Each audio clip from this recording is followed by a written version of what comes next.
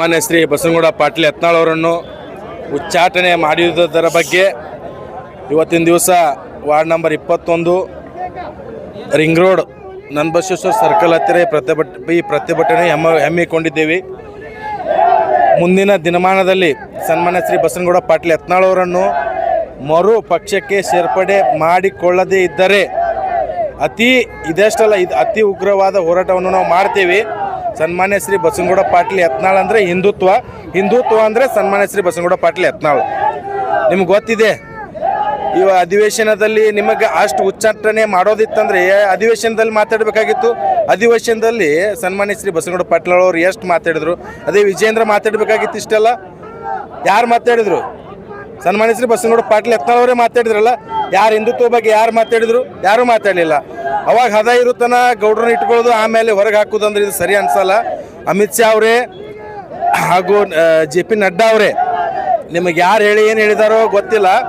ನೀವು ವಾಪಸ್ ಸನ್ಮಾನ್ಯ ಶ್ರೀ ಬಸನಗೌಡ ಪಾಟೀಲ್ ಯತ್ನಾಳ್ ಅವರನ್ನ ವಾಪಸ್ ಪಕ್ಷಕ್ಕೆ ನೀವು ಸೇರ್ಪಡೆ ಮಾಡ್ಕೊಳ್ಳೋದೇ ಇದ್ದರೆ ಮುಂದಿನ ದಿನಮಾನದಲ್ಲಿ ನಾವು ನೀವು BJPಗೆ ತಕ್ಕ ಪಾಠ ಕಲಿತೇವೆ ಅಂತೇಳಿ ಈ ಸಂದರ್ಭದಲ್ಲಿ ಹೇಳ್ತೀನಿ. ನಂದು ಗಡಿಗಿ, ಸುವರ್ಣ ಕರ್ನಾಟಕ ಗಾಣಿಗ ಮಹಾಸಭಾ ರಾಜ್ಯಾಧ್ಯಕ್ಷರು, ಯುವ ಘಟಕ ಹಾಗೂ ಮಾಜಿ ಭಾರತೀಯ ಜನತಾ ಪಾರ್ಟಿ ಉಪಾಧ್ಯಕ್ಷ. ಬೈಪಾಸ್ನಲ್ಲಿ ನಮ್ಮ ಸುವರ್ಣ ಕರ್ನಾಟಕದ ಯುವ ಗಾಣಿಗ ಸಮಾಜದ ವತಿಯಿಂದ ಹಮ್ಮಿಕೊಂಡಂಥ ಪ್ರತಿಭಟನೆಯಲ್ಲಿ ಸಾಕಷ್ಟು ಬಸನಗೌಡ ಪಾಟೀಲ್ ಯತ್ನಾಳ್ ಅಭಿಮಾನಿಗಳು ಬೆಳಗ್ಗೆ ಇಲ್ಲಿ ಉಪಸ್ಥಿತಿದ್ದಾರೆ. ಇದು ದಿನೇ ದಿನೇ ಅವರು ಉಚ್ಚಾಟನೆ ಮಾಡಿದ್ದು ಸಾಕಷ್ಟು ಜನರಿಗೆ ನೋವಾಗಿ ಪ್ರತಿಭಟನೆ ಪ್ರಾರಂಭ ಆಗಿವೆ. ನೀವೆಲ್ಲ ಮಾಧ್ಯಮ ನೋಡ್ತಾ ಇದ್ದಾಗೆ ಒಬ್ಬ ಉತ್ತರ ಕರ್ನಾಟಕದ ಅತ್ಯಂತ ಪ್ರಭಾವಿ ವ್ಯಕ್ತಿಯನ್ನು ಅವರ ಶಕ್ತಿ ಕುಗ್ಗಿಸ್ಬೇಕನ್ನೋ ಒಂದು ಉದ್ದೇಶ ಇಟ್ಕೊಂಡು ಕೆಲವೊಂದು ಷಡ್ಯಂತ್ರ ಮಾಡಿ ಅವರಿಗೇನು ಉಚ್ಚಾಟನೆ ಮಾಡಿದ್ದೀವಿ. ಇದು ಎಲ್ಲೇ ಒಂದು ಕಡೆ ಮುಂದಿನ ಬರ್ತಕ್ಕಂಥ ಚುನಾವಣೆಯಲ್ಲಿ ಭಾರತೀಯ ಜನತಾ ಪಕ್ಷಕ್ಕೆ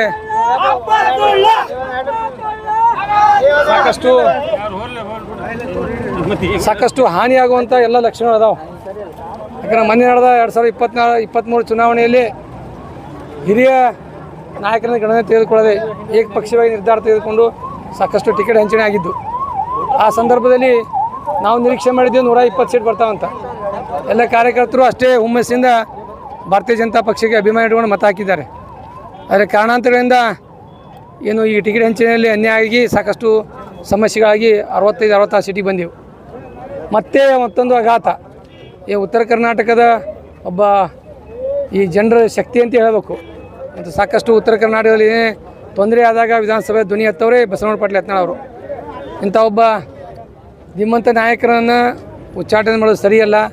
ನಾವು ಮತ್ತೊಂದು ಸಲ ಕೇಂದ್ರ ನಾಯಕರಿಗೆ ವಿನಂತಿ ಮಾಡ್ತೀವಿ, ಇವೆಲ್ಲ ಮರುಪರಿಶೀಲನೆ ಮಾಡಿ ಮತ್ತೆ ಅವರನ್ನು ಭಾರತೀಯ ಜನತಾ ಪಕ್ಷಕ್ಕೆ ಸೇರಿಸ್ಕೊಂಡ್ರೆ ಮುಂದೆ ಬರ್ತಕ್ಕಂಥ 2028 ಚುನಾವಣೆಯಲ್ಲಿ ಮತ್ತೆ ನಾವು ಅಧಿಕಾರ ಹಿಡಿಯಲು ಯಶಸ್ವಿ ಆಗ್ತೀವಿ. ಇಲ್ಲೇ ಹೋದ್ರೆ ಮತ್ತೆ ಅದೇ ರೀತಿ ಆಗ್ತದೆ. ನಾವು ಇನ್ನೊಬ್ಬರಿಗೆ ಲಾಭ ಮಾಡಿಕೊಡೋದು ಮತ್ತು ಅವರೆಲ್ಲ ದೇಶ ಲೂಟಿ ಮಾಡೋದು, ಅದೆಷ್ಟೋ ಸಮಸ್ಯೆಗಳು ಉದ್ಭವ ಆಗ್ಯಾವ ಈಗಾಗಲೇ. ಈಗ ನೋಡಿರಿ ನೀವು, ಕಾಂಗ್ರೆಸ್ ಸರ್ಕಾರ ಬಂದಾಗ ಏನೇನು ಸಮಸ್ಯೆಗಳಾಗ್ಯಾವಂತ. ಈ ರೀತಿ ಆಗಬಾರ್ದು ಅನ್ನೋ ಉದ್ದೇಶಕೊಂಡು ಅವರು ಜನರ ಪರವಾಗಿ ಅವರೇನು ವೈಯಕ್ತಿಕ ಯಾವುದೋ ದ್ವೇಷ ಇಟ್ಕೊಂಡು ಅವರು ಭ್ರಷ್ಟಾಚಾರ ವಿರುದ್ಧ ಮಾತಾಡಿಲ್ಲ. ನಮ್ಮ ಜನರಿಗೆ ಅನ್ಯಾಯ ಆಗ್ಯದ, ನಮ್ಗೆ ಯಾವ್ಯಾವ ಜನರಿಗೆ ಅನ್ಯಾಯ ಆಗ್ಯದ ಧ್ವನಿ ಎತ್ತು ಕೆಲಸ ಮಾಡ್ಯಾರ ಅವರು. ಆದ ಕಾರಣ ನಾವು ಮತ್ತೊಂದು ಸಲ ವಿನಂತಿ ಮಾಡ್ತೀವಿ, ಅವರನ್ನು ಮರುಪರಿಶೀಲನೆ ಮಾಡಿ ಭಾರತೀಯ ಜನತಾ ಪಕ್ಷ ಸೇರಿಸುವಂತೆ ನಾವು ಆಗ್ರಹ ಮಾಡ್ತೀವಿ. ಏನು ಕೇಂದ್ರದ ಹಿರಿಯ ನಾಯಕರು ಮತ್ತು ಕರ್ನಾಟಕದ ಅತ್ಯಂತ ಹಿರಿಯ ನಾಯಕರಾದಂಥ ಸನ್ಮಾನ್ಯ ಶ್ರೀ ಬಸನಗೌಡ ಪಾಟೀಲ್ ಯತ್ನಾಳ್ ಅವರನ್ನು ಕೇಂದ್ರದ ಶಿಸ್ತು ಸಮಿತಿ ಅವರನ್ನು 6 ವರ್ಷಗಳ ಕಾಲ ಏನು ಉಚ್ಚಾಟನೆ ಮಾಡಿತ್ತು. ಅದೇ ರೀತಿಯಾಗಿ ಏನು ಜಿಲ್ಲೆಯಾದ್ಯಂತ ಅಷ್ಟೇ ಅಲ್ಲ, ಕರ್ನಾಟಕದ ಏನು ಹೋರಾಟಗಳು ನಡೆದಿವೆ. ಅದೇ ರೀತಿ ವಾರ್ಡ್ ನಂಬರ್ 21ರಲ್ಲಿ ಏನು ನಮ್ಮ ಸುವರ್ಣ ಕರ್ನಾಟಕ ಗಾಣಿಗ ಸಮಾಜದ ಅಧ್ಯಕ್ಷರಾದಂಥ ನಂದು ಗಡಿಗೆ ಅವರ ನೇತೃತ್ವದಲ್ಲಿ ಏನು ಒಂದು ಬೃಹತ್ ಹೋರಾಟ ಮಾಡಿ, ಯಾಕಪ್ಪ ಅಂದರೆ ಇಡೀ ವಿಜಯಪುರ ಜಿಲ್ಲೆಯಲ್ಲಿ ವಿಜಯಪುರ ನಗರವನ್ನು ಅತ್ಯಂತ ಸುಂದರ ನಗರ ಮತ್ತು ಅತ್ಯಂತ ಒಳ್ಳೆಯ ಗಾಳಿ ಇರುವಂಥ ನಗರವನ್ನು ಮಾಡಿದಂಥ ಸನ್ಮಾನ್ಯ ಶ್ರೀ ಬಸನಗೌಡ ಪಾಟೀಲ್ ಯತ್ನಾಳ್ ಅವರು. ಮೋದಿಯವರ ಏನು ಕನಸಾಗಿತ್ತು, ಭ್ರಷ್ಟಾಚಾರ ರಹಿತವಾಗಿರಬೇಕು ಆಡಳಿತ, ವಂಶವಾದ ಇರಬಾರ್ದು ಪಕ್ಷದಲ್ಲಿ, ಇವೆಲ್ಲ ಕನಸುಗಳನ್ನು ಕಂಡುಕೊಂಡು ಏನು ಹೊಂಟಿದ್ರು ಅವರು. ಅದೇ ಕನಸುಗಳನ್ನು ಬಸನಗೌಡ ಪಾಟೀಲ್ ಯತ್ನಾಳ್ ಅವರು ಕನಸನ್ನು ಹೊತ್ತುಕೊಂಡಿದ್ರು. ಯಾಕಂದರೆ ಪಾರ್ಟಿಯಲ್ಲಿ ವಂಶವಾದ ಇರಬಾರ್ದು, ಭ್ರಷ್ಟಾಚಾರ ಇರಬಾರ್ದು ಮತ್ತು ಅಭಿವೃದ್ಧಿ ಆಗ್ತಿರ್ಬೇಕು. ಎಲ್ಲ ಕನಸುಗಳನ್ನು ಕಂಡುಕೊಂಡು ಹೊಂಟಿದಾಗ ಏನು ಅವರ ಏನು ಜಾಸ್ತಿ ಜನಪ್ರಿಯತೆ ಆಗ್ತಾ ಹೊಂತು ಇದನ್ನು ಕೆಲವರಿಗೆ ರಾಜ್ಯದ ಕೆಲವರು ನಾಯಕರಿಗೆ ಆಗಿ ಬಂದಿಲ್ಲ ಕಾಣಿಸ್ತದೆ. ಅದಕ್ಕಾಗಿ ಅವರನ್ನು ತುಳಿಬೇಕಂದೇ ಇವತ್ತೇನಾದ ಕೇಂದ್ರದ ನಾಯಕರಿಗೆ ಏನೋ ಒಂದು ಕಿವಿ ಮಾತು ಹೇಳಿ ಅವರನ್ನು ಉಚ್ಚಾಟನೆಗೊಳಿಸಿದ್ದಾರೆ. ಇದು ಕೇವಲ ಬಸನಗೌಡ ಪಾಟೀಲ್ ಯತ್ನಾಳ್ ಅವರಿಗೆ ಉಚ್ಚಾಟನೆ ಮಾಡಿಲ್ಲ, ಇಡೀ ಹಿಂದುತ್ವಕ್ಕೆ ಉಚ್ಚಾಟನೆ ಮಾಡಿದಂಗೆ. ಯಾಕಂದರೆ ಭಾರತೀಯ ಜನತಾ ಪಾರ್ಟಿ ನಿಂತಿದ್ದೇ ಹಿಂದುತ್ವದ ಆಧಾರದ ಮೇಲೆ. ಹೀಗಾಗಿ ಇಡೀ ಹಿಂದುತ್ವನ್ನೇ ಭಾರತೀಯ ಜನತಾ ಪಾರ್ಟಿ ತ್ಯಜಿಸಿದಂಗಾಗಿದೆ. ಹೀಗಾಗಿ ಮುಂದಿನ ದಿನಮಾನಗಳಲ್ಲಿ ನಮ್ಮ ಅತ್ಯಂತ ಹಿರಿಯ ನಾಯಕರಾದ ಬಸನಗೌಡ ಪಾಟೀಲ್ ಯತ್ನಾಳ್ ಅವರನ್ನು ಮತ್ತೆ ವಾಪಸ್ ಗೌರವಯುತವಾಗಿ ಕರೆದುಕೊಳ್ಳದೇ ಹೋದರೆ ಭಾರತೀಯ ಜನತಾ ಪಾರ್ಟಿಗೆ ಕರ್ನಾಟಕದಲ್ಲಿ ಯಾವುದೇ ಉಳಿಗಾಲಿಲ್ಲ. ಕರ್ನಾಟಕದಲ್ಲಿ ಅಷ್ಟೇ ಅಲ್ಲ, ಮಹಾರಾಷ್ಟ್ರದ ಗಡಿ ಭಾಗದಲ್ಲಿ ಸಹ ಇವರ ಪ್ರಭಾವ ಇದೆ.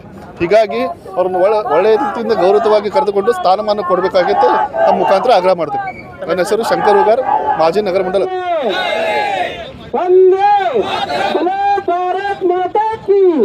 ಹಿಂದೂ ಹುಲಿ ಬಸನಗೌಡ ಪಾಟೀಲ್ ಯತ್ನಾಳ್ ಅವರಿಗೆ, ಹಿಂದೂ ಹುಲಿ ಬಸನಗೌಡ ಪಾಟೀಲ್ ಯತ್ನಾಳ್ ಅವರಿಗೆ ಜೈ ಶ್ರೀರಾಮ್, ಜೈ ಶ್ರೀರಾಮ್, ಭಾರತ್ ಮಾತಾ ಕಿ. ಬಸನಗೌಡ ಪಾಟೀಲ್ ಯತ್ನಾಳ್ ಅವರಿಗೆ, ಹಿಂದೂ ಹುಲಿ ಬಸನಗೌಡ ಪಾಟೀಲ್ ಯತ್ನಾಳ್ ಅವರಿಗೆ, ಹಿಂದೂ ಹುಲಿ ಬಸನಗೌಡ ಪಾಟೀಲ್ ಯತ್ನಾಳ್ ಅವರಿಗೆ ಜೈ ಶ್ರೀರಾಮ್, ಜೈ ಶ್ರೀರಾಮ್, ಪಾಟೀಲ್ ಯತ್ನಾಳ್ ಅವರಿಗೆ. ಬಸನಗೌಡ ಪಾಟೀಲ್ ಯತ್ನಾಳ್ ಅವರಿಗೆ ಜೈ ಶ್ರೀರಾಮ್. ಬೋಲೋ ಭಾರತ್ ಮಾತಾ ಕಿ, ಬೋಲೋ ಭಾರತ್ ಮಾತಾ ಕಿ.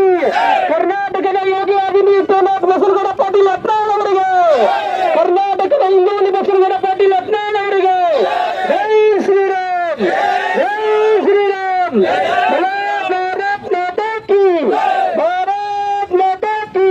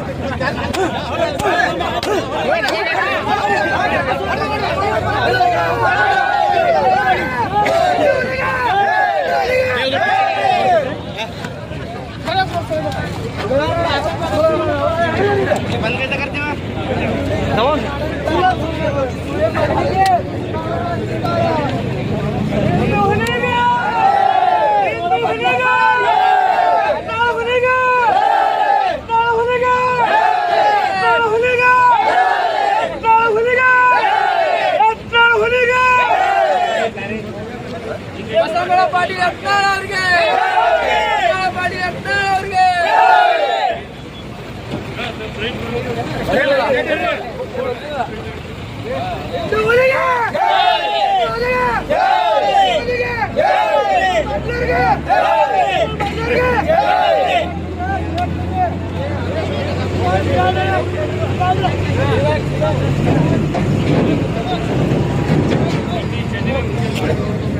ಶ್ರೀ ಬಸನಗೌಡ ಪಾಟೀಲ್ ಯತ್ನಾಳ್ ಅವರಿಗೆ, ಹಿಂದೂ ಹುಲಿ ಬಸನಗೌಡ ಪಾಟೀಲ್ ಯತ್ನಾಳ್ ಅವರಿಗೆ ಜೈ ಶ್ರೀರಾಮ್, ಜೈ ಶ್ರೀರಾಮ್, ಜೈ ಶ್ರೀರಾಮ್, ಜೈ ಶ್ರೀರಾಮ್.